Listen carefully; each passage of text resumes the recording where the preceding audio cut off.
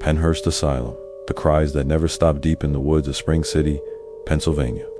The crumbling remains of Pennhurst Asylum still stands.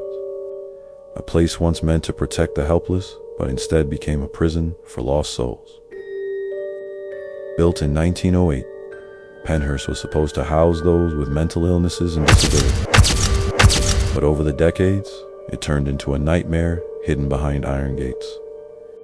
When Emily and her friends decided to explore the abandoned asylum one October night, they thought it would be fun, just another ghost hunt for their YouTube channel. They parked their car near the overgrown road and crept toward the entrance. The main building loomed ahead, its windows shattered like dark eyes, its walls streaked with rot and graffiti. The autumn wind carried a faint echo, a cry that almost sounded human. Inside, their flashlights cut through the darkness, revealing rusted bed frames, peeling paint, and long-forgotten toys scattered across the floor. The air smelled of dust and something else, something foul and heavy, like sickness that never died. Emily held the camera steady, whispering, "We're inside Pennhurst Asylum. People say they still hear the cries of the patients, even after all these years." As they ventured deeper, they found the old medical ward. A single wheelchair sat in the hallway, facing the wall. One of the boys, Jake, laughed nervously and nudged it. The chair rolled forward on its own, screeching to a stop. They froze. Then, faintly, they heard a soft sobbing coming from one of the rooms. Emily pushed open the door. The room was empty except for a small bed and a child's doll lying on the pillow.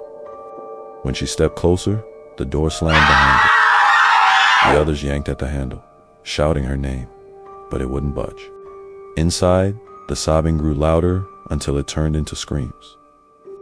She spun around and saw a shadow crouched in the corner, rocking back and forth. It was the shape of a boy, no older than 10, whispering.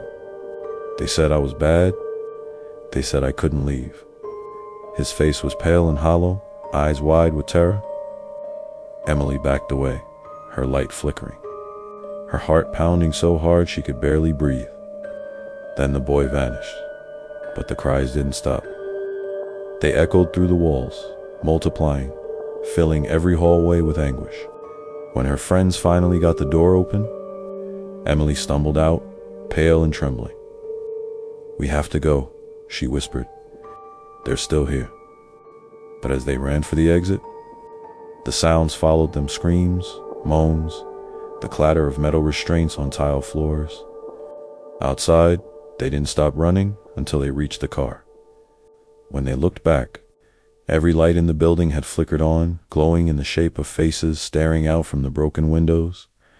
Later that night, when Emily reviewed the footage, she froze. In one frame, just before the door slammed, a figure stood behind her, a nurse in a blood-stained uniform, her mouth open in a silent scream. The time stamp glitched, and then the video ended with the sound of a child whispering, "Don T, leave me here." No one has ever gone back. Locals say that if you stand near Pennhurst Asylum after midnight, you can still hear those cries rising from the halls, echoing through the trees, the cries that never stopped.